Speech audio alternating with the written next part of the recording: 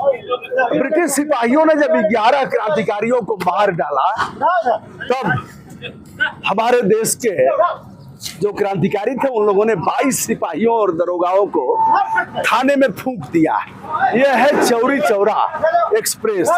उन्हीं क्रांतिकारियों के सम्मान में, उन्हीं शहीदों के नाम पर इस एक्सप्रेस को चलाया गया है 1990 में। दोस्तों बताते चले, किसी न किसी ऐसे धार्मिक स्थान, ऐतिहासिक स्थल, ऐसे महापुरुषों के नाम पर इन ट्रेनों का संचालन किया गया है।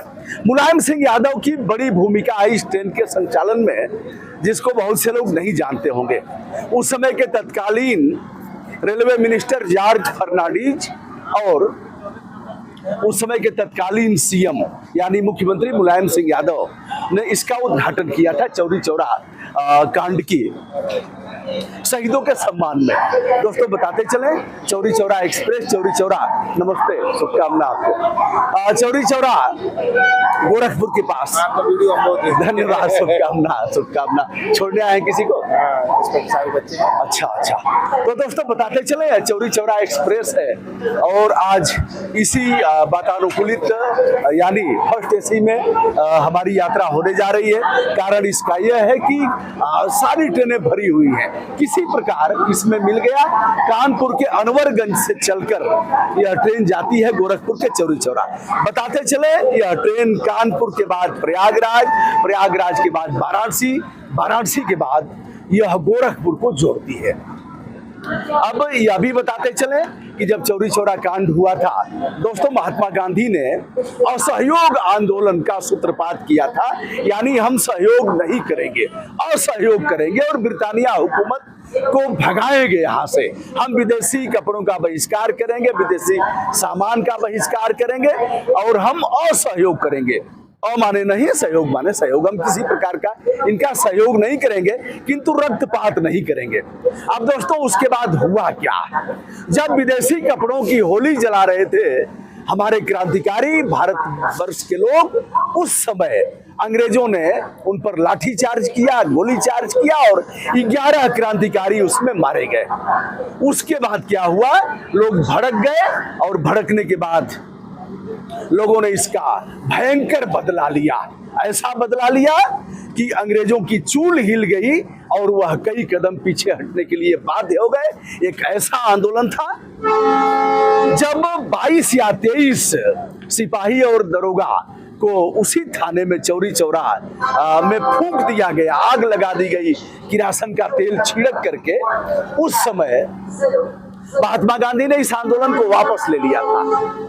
सुभाष चंद्र बोस ने कहा, महात्मा जी किसी आंदोलन की शुरुआत बड़े अच्छे ढंग से करते हैं, नामकरण भी अच्छा करते हैं, उसको चरणबद्ध ढंग से आगे भी बढ़ाते हैं, लेकिन यह बड़ा दुखद है कि जब वो आंदोलन अपने चरम पर होता है तो बापू उसको वापस लेते हैं। ऐसा करना राष्ट्रीय दुर्भाग्य से कम नहीं है। राष्ट्रीय दुर्भाग्य की संज्ञा दिया था। जी भैया। तो दोस्तों यह चौरी चौरा, आइए एक बार।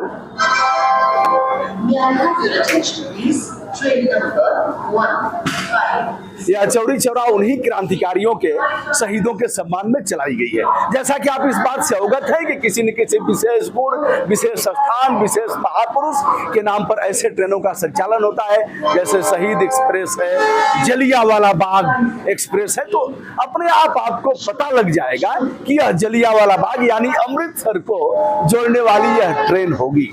ऐसे ही तमाम ट्रेनें हैं, जैसे दुरंतो है, तो दुरंतो बंगाली शब्द है, तो यह ट्रेन बंगाल से जोड़ने वाली होगी।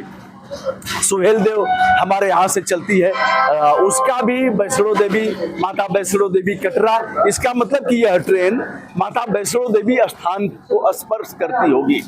इस तरह से तमाम ट्रेनें हैं। अपने अपने यहाँ के ट्रेनों का आप नाम बताइएगा दोस्तों। तो आज चौरी चौरा है। चौरी चौरा का नाम आते ही हमारे जेहन में, हमारे रोम और रोम में क्रांति प्रस्फुटित हो जाती है।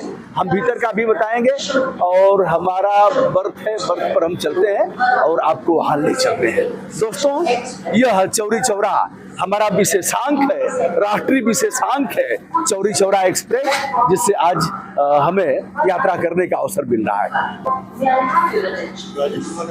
जी जी जी जी। चलो बना लो। अब देखिए ये आरपीएफ में आप है ना, आरपीएफ के दरोगा जी मिल गए हैं। तो कहाँ के रहने वाले हैं?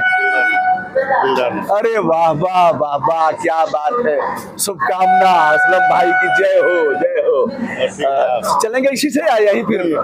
अच्छा यहीं ड्यूटी है तो हम प्रवेश करें ना, यहाँ के मालिक आप ही है ना।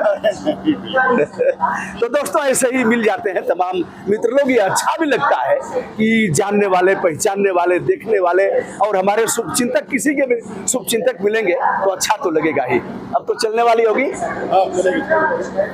तो अब हम भीतर चलते हैं दोस्तों और अपने बर्थ तक पहुंचते हैं। दोस्तों ट्रेन की यह गैलरी देख रहे हैं जिससे हम चलते हुए आ गए हैं। केबिन बनी हुई है और इस प्रकार की पहली यात्रा हमारी हो रही है। इस तरह के फर्स्ट एसी में, सेकंड एसी में कई बार करने का अवसर मिला है और फिर थर्ड एसी में बहुधा करता रहता हूँ। एक चीज़ और है कि अब देखिए शहीद उस्फातुल्लाह खां प्राणी उद्यान गोरखपुर इस तरह से बनाए गए हैं इस ट्रेन में। ये अभी आप देख रहे हैं पुरानी ट्रेन का चित्र यहाँ लगाया गया है। तो अब हम अपनी केबिन में चलते हैं और आपको दिखाते हैं कि हमारी केबिन कैसी है और कैसी हमारी यात्रा होने जा रही है। यह देखिए पर्दे लगाए गए हैं। नमस्ते, हमारी आवाज सुनाई नहीं दे रही है?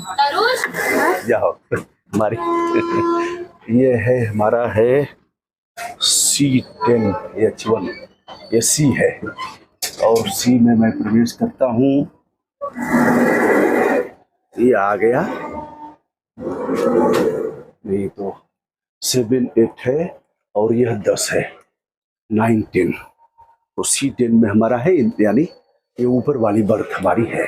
अब देखिए एक चीज और बताता हूँ, अब इनको कैसे समझाएं। ट्रेन हमारी चल रही है, अब इसको देखिए। यह जंगल कटेंगे और यह कचरे में फेंक दिया जाएगा। यह बिजली का भी प्रयोग होगा इसमें, यानी पावर खर्च होगा, कचरा निकलेगा और इसमें यह कपड़े रखते हैं, माने चादर बिछाने वाला और तौलिया भी होगा संभवतः, 2 चादर होंगे। तो यह कचरे में फेंक दिया जाएगा। होगा क्या?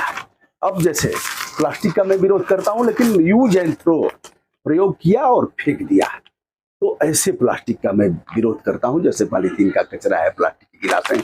अब इसके बारे में ये अगर प्लास्टिक कोटेड होता या फिर जैसे भी इसको बना करके और फिर इसी में समेट करके रखते थे, बार बार प्रयोग करते, इसे फेंकना नहीं पड़ता। इस तरह से जंगलों को हम बचा पाते, वृक्षों को, और यह कचरा से भी हम बचाते। ये पैर के नीचे लतियाया जाएगा, आप देखे होंगे जो भी यात्रा किए होंगे, तो यह पैर के नीचे कुचल दिया जाएगा, ऐसे ही होता है। लेकिन रेलवे इसमें मलाई काटता है, देखिए ये मलाई काटेगा। इसमें करोड़ों करोड़ का खेल होता है, करोड़ों का खेल होता है, लेकिन मानेंगे नहीं लोग। तो और इसका भार हमारे यात्रियों पर ही आएगा। तो दोस्तों मैंने लिखा पढ़ी भी किया था इस पर, लेकिन यह लोग मान नहीं रहे हैं। खेल जारी है, पहले भी खेल जारी था, अब भी खेल जारी है और आगे अगर आप खामोश रहे और हम इनके चमचे बने रहे सरकारों के, तो यह खेल आगे भी जारी रहेगा। इसलिए जरूरत इस बात की है कि हम इस पर टोका टाकी करें। तो दोस्तों अभी तक इसमें कोई नहीं आया है और आगे हो सकता है अगले स्टेशन पर लोग आए। अभी तक अकेले इस बोगी में हूँ। यह दरवाजा भी आप देख रहे हैं, अगर इसे हम पर्दा लगाएंगे तो अब यह पूरी तौर पर एकांतता का परिचय देती हुई हमारी है बोगी।